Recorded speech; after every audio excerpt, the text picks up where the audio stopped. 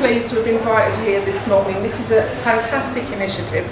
My name's Sherry Peck, I'm the Chief Exec at Safer London. What it means is about putting resources into local communities to support people. But one of the most important things that children and young people need are community guardians. Yeah. I was blown away by the level of training these guys get, the commitment that they have, and the fact that they continue to go out day in, day out as volunteers and work with young people. I will do whatever I can to support Lambeth School Patrol. I think Safe London have done that, but we'll continue to do that. But more importantly, what we need is you guys going out and actually training other communities to do this. Sadly, too many children are being murdered. Too many children are being injured. Sadly, my team deal every week with kids that are being attacked, raped, sexually abused. And actually, it has to start with community guardians. But more importantly, what I'm going to be doing is hustling with other bids to try to get them to replicate this, and I think that's a nice segue into my colleague who's going to speak after me. So, thank you. So, good morning everyone. My name is Gianluca Rizzo and I have the pleasure of leading the Brixton Business Improvement District. So, the bid has been operating since 2014 and we're fully funded and led by over 500 businesses here in Brixton. Our program is structured around 4 key themes: environment, marketing, business obviously, but safety. The work that we've been doing around safety has changed and evolved over the years. We've been in partnership with Lambeth and the police, funding dedicated police officers in the past. We work quite closely with Safer Lambeth, which is the business crime reduction partnership. We launched our street team, so we employ security officers who patrol the area, liaise with businesses. And then of course, kind of last but not least is this initiative with Code 7 and Lambeth school patrols. We want young people to feel safe in Brixton. It sounds obvious, but unfortunately that's not the case. We've been funding this initiative financially, with financial support, with our time. I'm part of the steering group, but also we plan to bring in life the partnership. We want our street team to do joint patrols with you guys, the volunteers. So actually there is a joint approach to this. So actually there is a support network for our businesses, but also for young people in the area. Businesses care about Brixton and businesses care about young people. So I think working as a community is the most important part.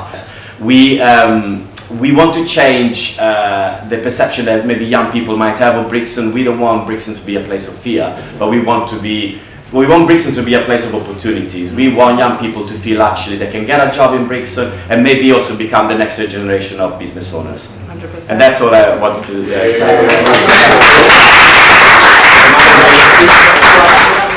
I love this. But yeah, I just want to say thanks a lot for everybody that always supports Lambeth Schools Patrol. We have come here after quite a long journey. We started with community consultations, a community meeting, which led to members of that community saying that we'd really like a schools patrol. Lots of workshops, lots of meetings with councillors, the police. All different types of people fed into this, and it took us about 18 months to get off the ground. And of course in the background we were here planning.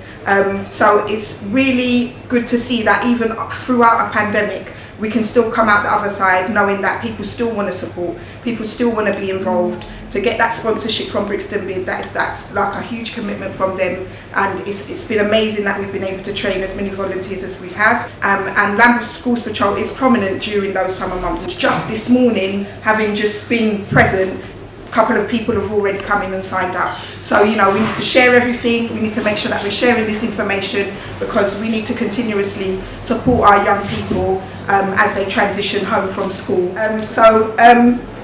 Yeah, so I think that's all I need to say. I'd like to say thanks to you guys again.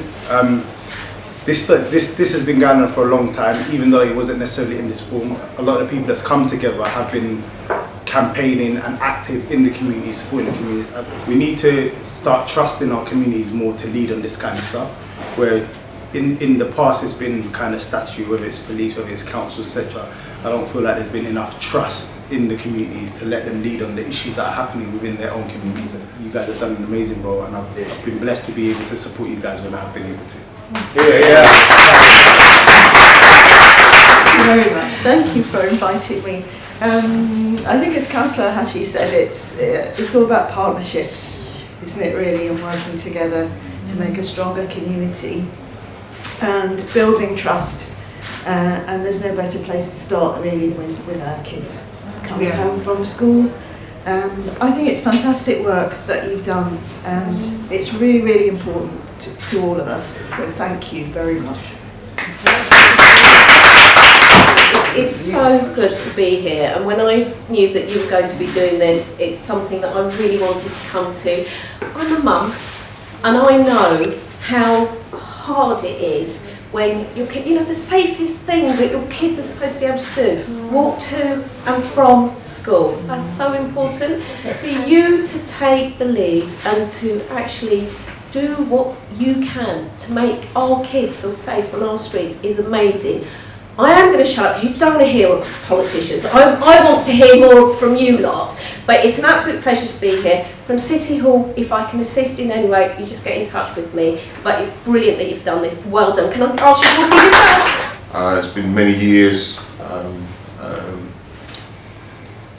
I've been observing the organisation and watching it doing its great work. And it has to go through peaks and troughs because of the political environment. Can't get away from that, but it's been able to be resilient and sustain the work that it does on the ground. And the impact on the leadership that chooses to stay on the ground doing the work is immense. When people talk about vicarious trauma, that doesn't speak to the real pain and suffering that our frontline leaders, our community hubs have to endure every day with little or no recognition and financial and emotional and psychological support. So I want to commend those two leaders first and foremost, and the members of the team that have sustained the brand over the years in a borough that really, like Lambeth, that really does have so many challenges. So please just give them a round of applause in the team. Black Sox is focused on mobilisation, community resilience, and doing that dynamic work over a protracted period of time. We want to see strong leadership coming up, which means we've got to recognise that our young people are our future. And that's for me why the street patrol is so important. Not because it's preventing violence, no. It's identifying the talent that aren't being engaged by others in our community and then funneling them through to the many opportunities that are available that they very rarely get to hear about. So I'm not going to say anything else other than I'm really happy to be here. Now, I want to add by just saying, Safer London Foundation has been a very, important mainstream ally. When a particular CEO took over, a lot of things changed, and the organisation has become more and more of an advocate for the kind of frontline work that I was referring to earlier on. I've heard lots of things about Lee Jasper, but we met physically probably about 4 or 5 months ago. That's about right. And he spoke to me about this initiative and this project, and I was actually embarrassed that I'd not heard of it before. Young people in this community travel through Brixton Village and they influence our traders, they influence our team for the good, the bad and the ugly. And so I've always, since kind of my inauguration into the village as general manager, I've wanted to make a better difference to those young people. And when Lee approached me with this initiative and gave me some examples of how I could get involved, it was a no-brainer. I approached the landlord and it was a no-brainer for him. So I'm actually humbled to have you guys on site. Anything that we can do to make your work more meaningful, more impactful, what can I do to force the traders to get involved, let me know. I'm pleased to have you guys here. To more opportunities across the year. Thank you so much. Thank you. But they were out on patrol and there was an incident with a young person and the market security couldn't handle the situation as well as they wanted to, but our patrol officers were nearby and took the young person aside and were able to resolve the issue.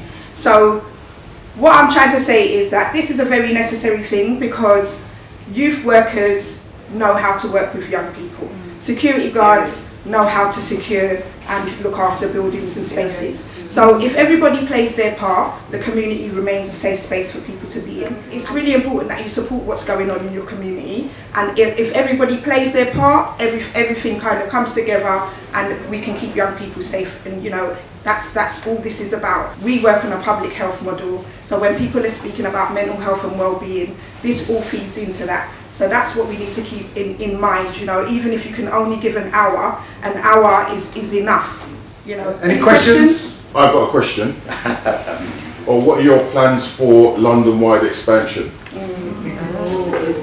This is a good question, and we get asked it a lot. So what we want to do, because the pandemic gave us a little bit of a setback, we want to re-establish Lambeth first, and then build to move out into the borough a little bit more, because we've been asked to do other hubs within Lambeth, and we have been approached by other boroughs as well to support them to set up schools patrol. We do have a training package, so that is available and people can buy into that. So how long do you have the pop-up for? We're here initially for 4 weeks. So What will happen in here? So what will happen in here is that we'll be available to sign people up, and as you can see, just having a presence makes people come through the door, and also get some of our young people in working with us on different things, because ultimately we are from a youth organisation. I've got a request on behalf of Black Sox and IPAD. Is it possible for you to come and do a taster training session for the IPAD Centre, which is an African and Caribbean led centre in Hackney? Of course. Half day, 1 day, of course we. Her young person works with us, and we work with him. And if you just tell us a little bit of what you feel has happened for your young person with all the work we've been doing at the minute. Since my son got involved with Code 7, I'll tell you, it's the best thing that's ever happened to him. You know, before, Mayan was just a different child. You know, he was doing things that he was not supposed to do. And now he just looks forward to going to Code 7 when he does. He loves it so much, he enjoys it, you know. When he's at college, he goes to college, but when he's not at college, like on a Wednesday evening, he goes to Code 7. On a Friday, he looked forward to going to Code 7, you know. He just really, it's changed his life, let's put it like that. You know, my son used to run away from home. No, you can't get Mayan out the house. You know, I cannot get him out the house, you know. I told him that, Mayan, you're gonna kill me one day, when he used to run away from home. But now, I cannot get my son out the house, you know. Yeah, Code 7's just changed his life.